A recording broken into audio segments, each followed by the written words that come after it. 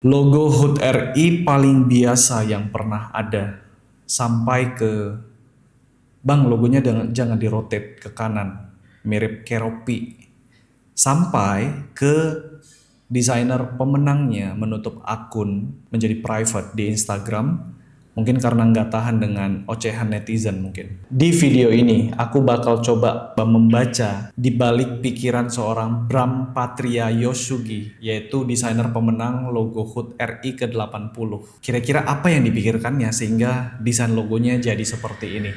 So ladies and gentlemen, welcome to our channel para desainer dan freelancer. Alright guys, 2 hari yang lalu tuh Rumpi Desain ada upload preview logo HUT RI ke-80. Postingan tersebut mendapat 400 komentar lebih. Dan komentarnya didominasi sentimen negatif. Ada yang bilang logonya biasa lah, logo katak, jangan di-rotate ke kanan, Keropi. Dan mengenai cerita desainer aslinya yaitu Bram Patria, menutup akun menjadi private, aku mendapatkan hal tersebut ya dari sebuah komunitas desain. Aku nggak tahu beneran doi itu menutup akunnya gara-gara dipilih sebagai pemenang atau sebelum diumumkan sebagai pemenang atau sebelum-sebelumnya memang sudah private tuh akunnya gitu ya. Mungkin kalau ketemu aku bakal coba konfirmasi langsung ke beliau ya. Tapi aku punya pendapat yang berbeda. Menurut aku, this is the most iconic, mungkin juga the best dari Indonesia Independence Day logo series ever. Ya mungkin banyak yang gak suka dengan omongan aku ya, tapi aku suka perdebatan cuy. Video aku terakhir juga memancing perdebatan ya kan. Tapi aku serius, aku bukan menjilat thinking room, aku bukan menjilat ADGE. Kita akan coba sama-sama ngelihat. Ini adalah rangkaian desain logo HUT RI selama ini. Menurut aku, desain-desain logo selama ini itu bermain aman. Bentuk angka 7 kan memang seperti itu angka 7 gitu. Bermain aman, bentuk angka 7, kemudian ada angka 3, angka 4. Tapi kalau disuruh pilih gitu ya, mana yang punya pendekatan yang cukup menarik, HUT RI ke 79, 77, 75. Tapi HUT RI ke 80 ini beda cuy. Aku bisa bilang Bram Patria Yosugi ini desainer yang amat berani. Sebenarnya kalau mau bermain aman mengikuti tren yang selama ini ada di logo HUT RI, sebenarnya bentuk logonya nggak harus kayak gini. Dia pengen angka 80-nya itu tampil beda seperti ini. Bro, tapi tetap aja logonya mirip katak. Ya di mana-mana bentuk angka 80 kalau di rotate tuh jadi mata dan mulut, cuy. Kalau kalian mau protes, protes ke siapa penemu asli atau pembuat asli bentuk angka 8 dan angka 0. Please lah ya guys. Kita harus membiasakan diri menormalisasi video-video bedah logo, bedah desain tuh harus bermutu ya. Jadi yang kayak gitu-gitu logo bentuk-bentuk katak gitu ya gak usah kita bahas lah ya teman-teman ya. Kita coba lanjut ya. Kalau kalian berprofesi sebagai di kepolisian yang tugasnya itu melakukan penyidikan atau penyelidikan, ketika terjadi sebuah tindak kriminal, let's say pencurian deh, itu kan sudah ada struktur kerja kalian, SOP gitu ya. Kalian akan memahami kenapa si pencurinya itu melakukan hal tersebut, kenapa lewat dari situ. Nah, kalian akan terbiasa membaca mundur gitu ya kan. Sehingga kalian mendapat rentetan peristiwa yang bisa kalian gabungkan secara keseluruhan. Menurut aku desainer logo juga seperti itu. Sekalipun aku mungkin atau kita mungkin nggak bisa memahami 100% pemikiran dari kreator logo aslinya. Tapi mungkin kita bisa mengikuti rentetan yang tadi tuh. Jadi aku udah memetakan desain logo HUT 80 yang sekarang, terus aku coba berjalan mundur. Kalau angka satu-satunya itu di tengah angka 8 dan 0-nya itu dihilangin, itu jadinya gimana? Terus kalau garis tipis yang membentuk angka 8 dan 0-nya itu diubah, itu jadinya seperti apa? Kalau kita berjalan mundur selangkah demi selangkah tersebut, akhirnya kita bisa mendapatkan banyak variasi logo. Ini cukup banyak di komentar itu adalah garis angka 11-nya. Sebenarnya kan di tengah angka 8 tuh nggak harus ada garis juga kan? Ya cukup di angka 0-nya aja yang ada garis. Jelas terlihat bahwa ini tidak balance cuy. Kita coba mundur lagi. Gimana kalau misalnya angka 1111-nya tadi itu dikecilin aja gitu? Ini kayak terlalu menyita perhatian banget. Nggak ada yang salah, tapi desain logo atau desain ya secara keseluruhan itu kan tergantung konteks ya. konteks yang ingin disampaikan, komunikasinya itu apa gitu. Nanti kita akan coba lihat Bram Patria itu menyampaikan secara langsung dari interview. Identitas. Kalau untuk filosofinya sendiri kita ngelihat dari tema besarnya dulu, dari bersatu berdaulat, rakyat sejahtera dan Indonesia maju. Dan itu yang kita coba tuangkan dan mungkin jadiin compact jadi sebuah logo, sebuah identitas untuk hari ulang tahun RI ke-80 ini. Dan masing-masing nilai itu yang terdiri dari 3 tema besar kita coba rangkum jadi dalam satu bentuk singkat. Dari ini sebenarnya kalau dilihat mungkin terdiri dari 3 lingkaran. Dan kalau maknanya sendiri dari angka 8 dan 0 ini mereka memiliki inti yang sama. Itu untuk perwakilan dari bersatu dan berdaulat.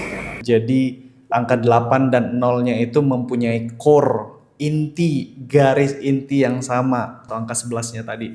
Itu ternyata melambangkan bersatu berdaulat. Karena bentuknya sama ya, bentuknya sama. Nah untuk garis di sampingnya itu adalah perwakilan dari kesejahteraan rakyat yang mungkin kita harapkan bisa yang menyebar juga gitu. Filosofi rakyat sejahtera dari garis angka 8 dan 0. Dari 3 elemen lingkaran, ketika mereka menjadi satu, mempunyai inti yang sama, yaitu angka satu-satunya tadi. Nah, dari satu inti yang sama, itu kayak kalian tahu riak air gitu ya, ketika kita ngelempar sesuatu ke sungai atau ke permukaan air, itu akan ada riaknya, gelombangnya yang akan membesar. Garis riak air inilah yang melambangkan kesejahteraan rakyat sejahtera. Tadi Bram udah sebutin kan, harapannya menyebar ke seluruh masyarakat atau rakyat Indonesia. Nah, kita lanjut dulu video dari Bram ya. Utuhnya inilah semua yang dirangkum dalam satu bentuk untuk mewakilkan Indonesia maju. Rangkuman kesatuan dari logonya secara keseluruhan itu mewakili Indonesia maju. Nah, kalau udah seperti ini kita ikuti rentetan demi rentetan seperti tadi yang aku sudah jelaskan, akhirnya barulah kita bisa bilang oh make sense juga sih kenapa logonya seperti ini. Buat teman-teman yang awalnya kayak skeptis atau nggak suka dengan logo ini mungkin sudah mulai paham ya dengan kenapa sih bentuknya seperti itu.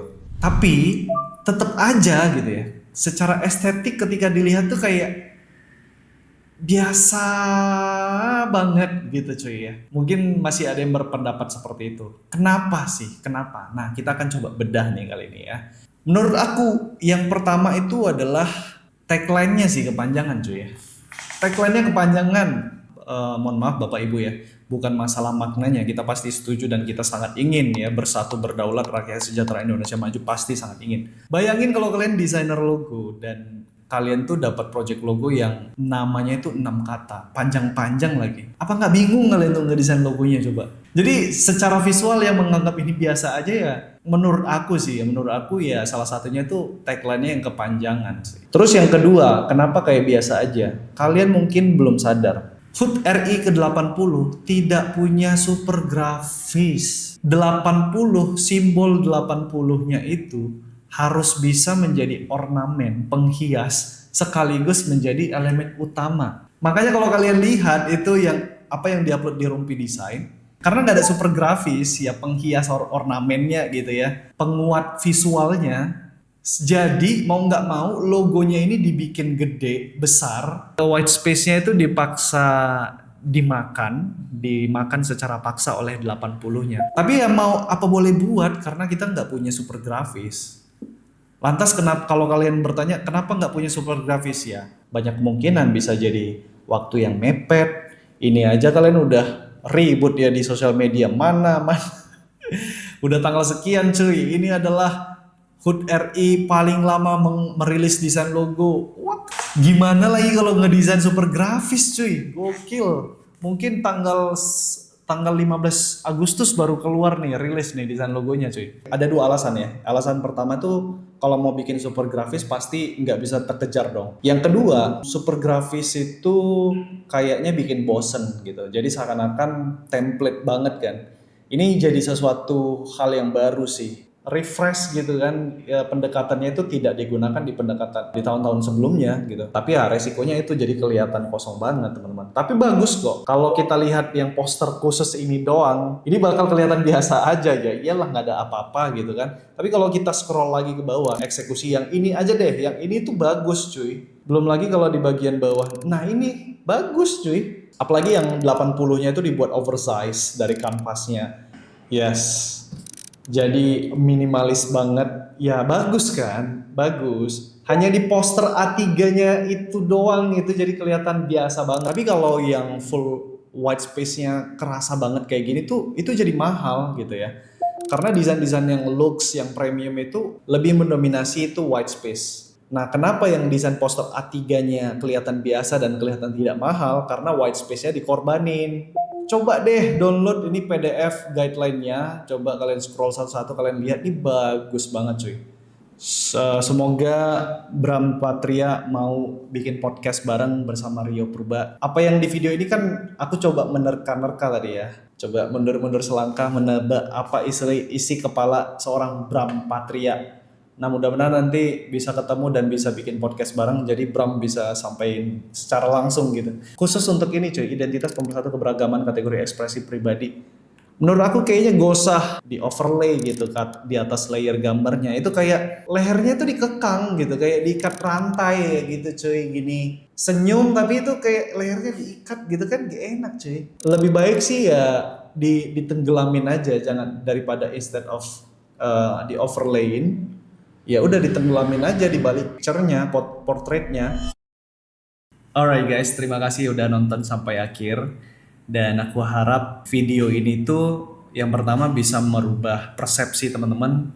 Bagaimana yang selama ini kalian melihatnya mungkin lihatnya itu dari permukaan sisi luarnya doang gitu ya. Tapi ketika sudah kita bedah, jalan mundur step by step gitu. Kemudian kita lihat juga eksekusi di dalam pedoman itu logo ini apik banget. Memang resiko membuat sesuatu yang berbeda dari tahun-tahun sebelumnya itu resikonya adalah banyak yang nggak suka cuy, karena ya pendekatannya beda aja. Tapi bukan berarti yang berbeda ini tidak bagus kan. Ternyata ya ketika kita lihat ini bagus banget kok. Memang ada beberapa catatan dari aku pribadi seperti tagline yang terlalu panjang dan white space yang dikorbanin karena nggak ada super grafis tadi gitu ya. So congrats buat ADGI berhasil menerbitkan logo yang ikonik ini.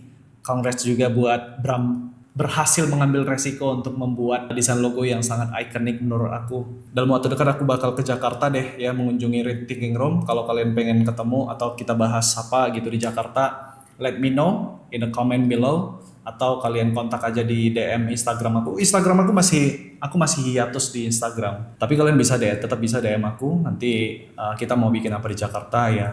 Let me know ya teman-teman. Itu aja, jangan lupa share video ini ke teman-teman, ke sosial media kalian, ke story kalian, dan jangan lupa tag @rio_purba_id.